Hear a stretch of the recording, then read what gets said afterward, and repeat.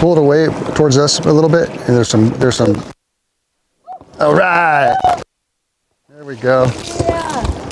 What's going on with the Kern River? Well, you're about to find out. This episode is brought to you by Kern River Fly Shop, the most reliable and accurate fishing report for the Southern Sierra and Kern River Valley area. Now here's your host, Guy Jeans.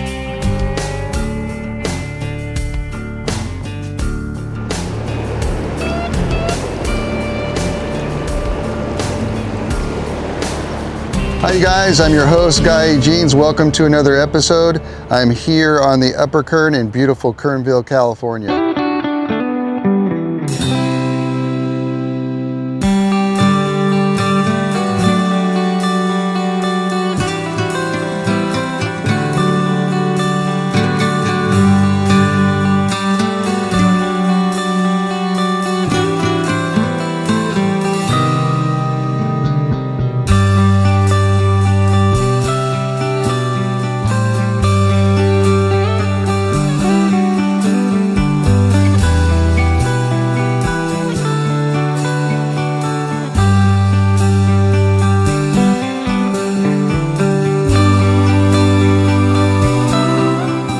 Today I'm going to be talking to you guys about the Upper Kern, the Lower Kern, and Lake Isabella and the fishing that's going on there. I'm going to talk to you about techniques, I'm going to talk to you about knots, all that kind of stuff.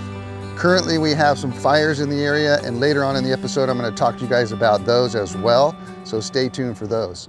Hey, if you guys haven't already, make sure to hit that subscribe button. It really helps the channel grow, and I really appreciate it. If you guys are really liking the episodes, make sure to hit that super thanks right there below you. Maybe, as you guys know, I like to take the temperature with my little trusty little temperature gauge right here. And I had a subscriber ask me on the last episode, why is the temperature cooler below KR3 or the powerhouse, and why is it warmer above the powerhouse? Well, upriver about 15 miles, the Edison company takes out water at this place called the Fairview Dam, and they pump it through the mountain, and then they actually have the water come back into Kernville, and they deposit it back into the river about 3 miles up from Kernville. And so the water coming out of KR3, the powerhouse, the water is actually a lot cooler. And so I want to show you guys that. So I'm going to take a temperature right now, right here below the powerhouse. And then we're going to go upriver, and we're going to take a temperature above the powerhouse. They also are taking water out above the powerhouse as well, which makes the water lower in that section. So there's about 15 miles above the powerhouse in Kernville. That's a lower water section, so the water is going to warm up as well. Air temperatures this week are going to be a lot cooler. It actually feels a lot cooler today, which is nice. We're going to be in the mid 90s instead of the 110 mark, which was the last few days, which was crazy. 110, 113 or something, unbelievable. But we're definitely a lot cooler. It's a balmy 94 degrees, so we'll take it, man, we'll take it. So yeah, let's check out the temperatures right now.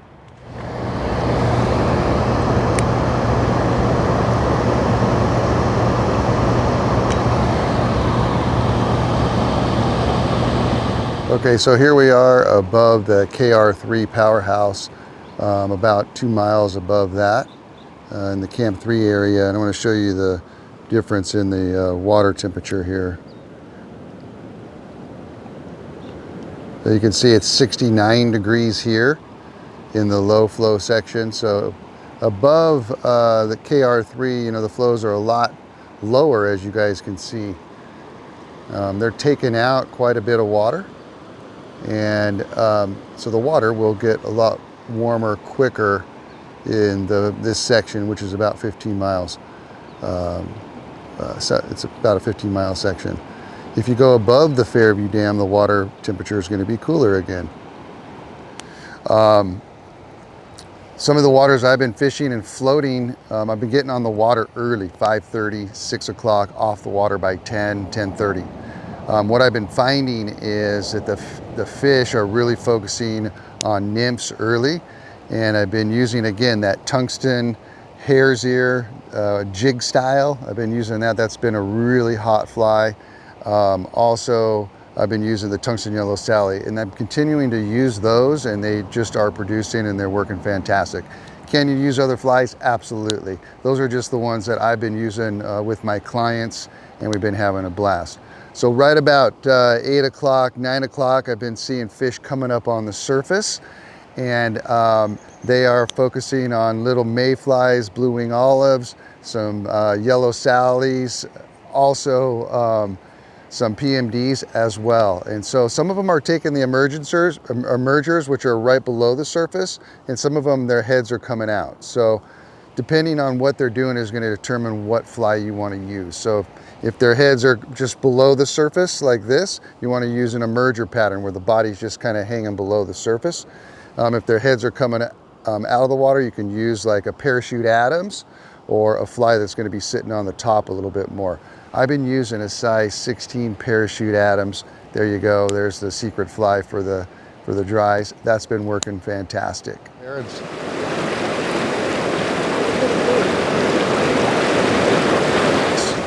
So the techniques that you guys want to be using are, fish underneath an indicator. Super easy. Put your indicator on. Have your flies down below that. Use 2 flies if you can, if you're okay to do that. Definitely use 2 flies. Also use a dry fly with a dropper. That's super easy to do as well. Fish in the shallow areas. Something that's really cool to use right now, something that's working really good, is olive and black buggers. So like if you're not getting them on the nymphs, switch over to some buggers and you will be successful, and swing those flies. So what I mean by swinging the flies is like cast downstream and let your flies swing in the current. Hold your line tight, let your flies swing in the current, and then strip them back or pull them back. And you'll pick up fish that way as well. So what I'm doing here is I've got a sinking leader on, and I've got 2 buggers on, and I'm letting it swing down, I'm counting it down a little bit, and then I'm stripping out. And seeing if anybody's in this zone here.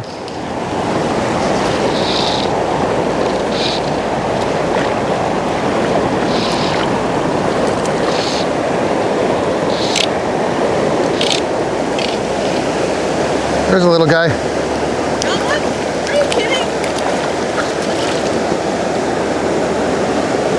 Okay, so the fire situation. So we do have a couple fires up in the Kern River area in the Southern Sierra. We have one that's up by the Sherman Pass area.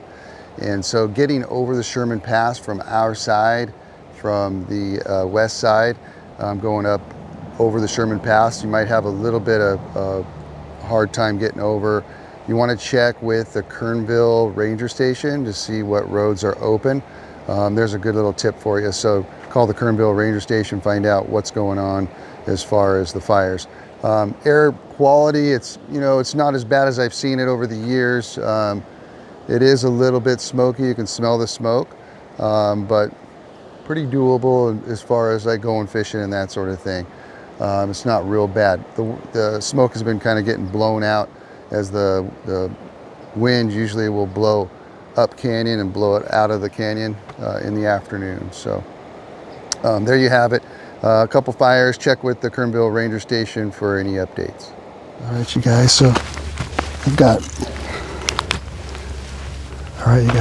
clooping carp right here, and trying to remain calm. And I've got a damselfly on there. And I'm just going to try to place it right on them like this. They'll eat it.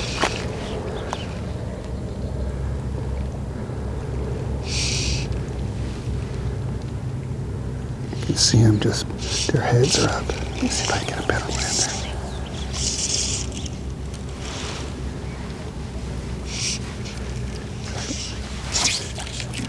What's funny is they'll be going one way and then all of a sudden just switch. So you got to be pretty accurate. Nope. There we go. Try to put it right now. Oh, Wasn't even trying for this dude and got a bass. I'm like, what was that sound? That was cool. And they seem like they're probably out a little bit further, so the little bassy.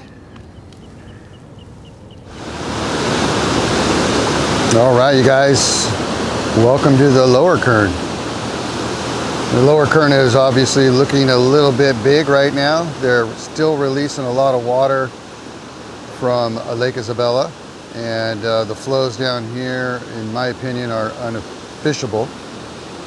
Flows are, well into the 2000s, and just unsafe for floating and fishing for the smallmouth and largemouth down here in the lower Kern. So when is the lower river going to be fishable? That's a good question.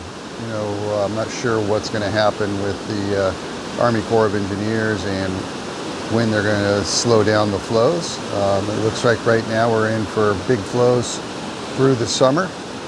So hopefully in the fall we'll be able to get some lower flows and we can get down here and float the lower Kern for the smallmouth and the largemouth.